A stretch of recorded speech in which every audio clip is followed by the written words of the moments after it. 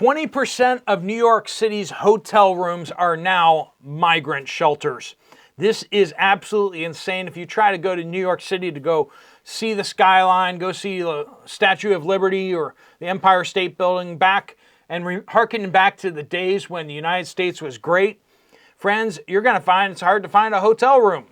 Prices for hotel rooms are sky high. They've never been higher. And yet 20% of the rooms are being subsidized by the federal government or by the local state authorities. And this is making things impossible housing-wise, and just gives you an idea of the scope of how bad things are with the policies that this president and the state government in New York, as well as the city government, is doing.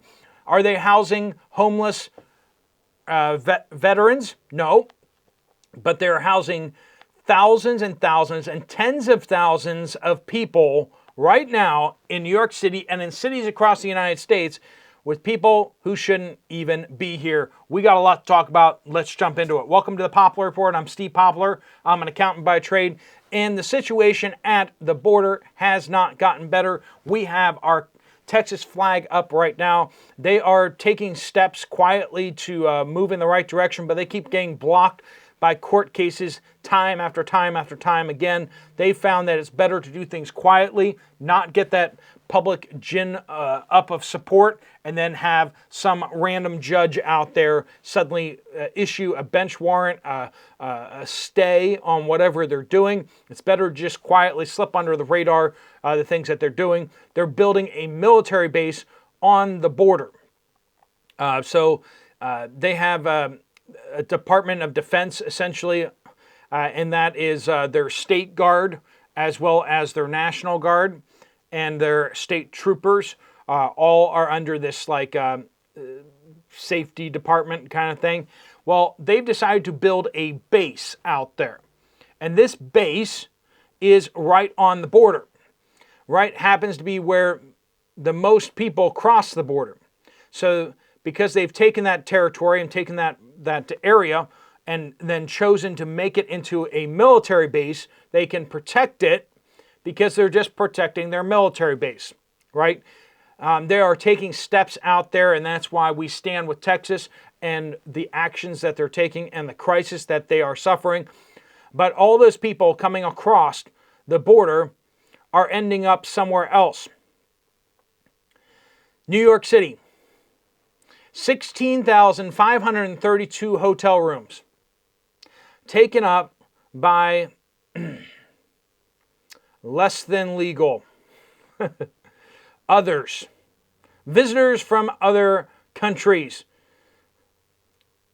I would say undocumented, but the federal government insists on providing them documents, not based on what their identities actually are, but sort of like what this month is all about, where they get to pretend whoever they want to be. They get to the border and they're asked, what kind of pronouns would you like to go by? And what kind of name would you like us to put on your official documents? They don't get asked for their IDs, and oftentimes they've tossed their IDs before they cross the border. So people with massive criminal records come across the border and get to pretend like they have never committed a crime. Foreign agents of foreign governments get to change their Chinese name, which they served with distinction in the Chinese army. They get to come to the United States and call themselves Jose, so that they appear to be Hispanic on all the forms that they fill out. And no one's going to stop them because you are whoever you say you are when it comes to the border. You and I get grilled by the frowning folks at TSA whenever we go to the airport, and they have to confirm identity 3 different ways. And if they don't like how we look, we're going to get groped and patted down to their satisfaction, or held and detained indefinitely without trial. Yeah, fun how that works. We get subjected to strip searches while the people coming across the border get to assume whatever identity they feel like. And then they start getting free handouts. It's wonderful. They get all sorts of free stuff. They get work orders so that they can get jobs here in the United States. And they're displacing American workers. 16,000 hotel rooms, and I bet you that many of those people are not alone in those hotel rooms. So what do we got? 30,000, 40,000 people in New York City alone. That's just the hotel rooms. How many more people are living in shelters? Renovated buildings. I mean, the city's buying buildings and then shoving people in them like they're cattle. Because the point here is to get as many new voters as possible by any means necessary. And we've seen many reports out there of these folks, as soon as they come across the border, actually being given voter registration forms. So expect the numbers in Texas to look very, very different when when November rolls around, because they have been registering people in Texas like nobody's business. This is serious, friends. Is there really going to be a legitimate counting in November? And everything is pointing to the fact, no, there will not be. Will there be so much overwhelming support for Donald Trump inside the United States that they can't even cheat their way out of it? That's possible. And we need to be moving towards that, because that would solve some problems that we have before our country. And that's worthwhile doing. It's something that doesn't cost us very much, because the other options before us are much more costly. And we should always go with the easier option, the more peaceful option, the option that is going to allow us to work within the system. But they're changing the system. They're stacking the deck against us by even the people that aren't even supposed to be here. Friends, as November comes rolling around, remember, even in a city like New York City, we're looking at 30 to 40,000 people just in the hotel rooms. They're getting free handouts while Americans are struggling to put food on the table. While American veterans who have served our country with distinction are suffering from the psychological wounds that they received in combat overseas, are living on the streets. They can look up at the glowing windows of the luxury hotels that are giving free rooms, not to Americans, but to the people coming to invade America.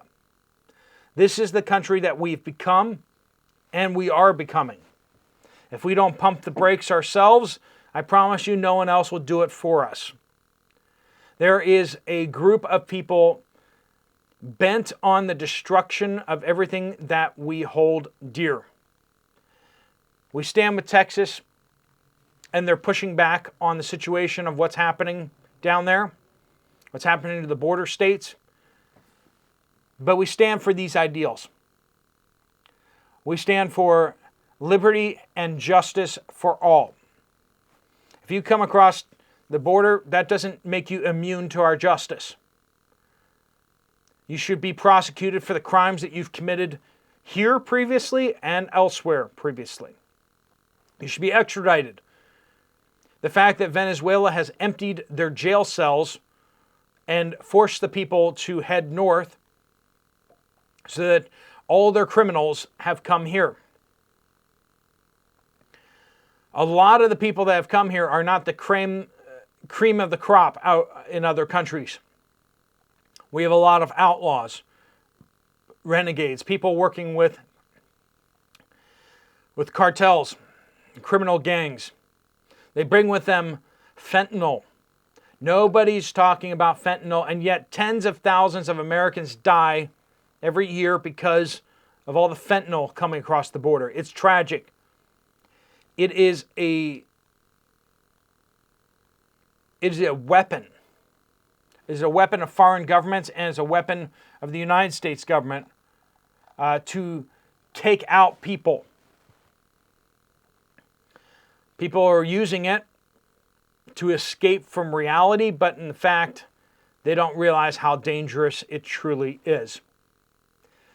And we're paying the price. We're paying the price in our sons and daughters, in fathers and mothers, the lives of American citizens that are being taken because we refuse to enforce our laws. We refuse to do it. And we need to look at ourselves because we're part of it. We're part of it because we're part of the process. And okay, yeah, sure, you're voting for the right person, you're voting for the right people, but we send people to Washington, D.C., and they keep doing nothing. We sent Donald Trump to Washington, D.C., and as much as he tried to do good stuff, he made a lot of mistakes too. He hired a lot of the wrong people. Remember the lockdowns? That was under Trump, okay? He hired and trusted people that he shouldn't have.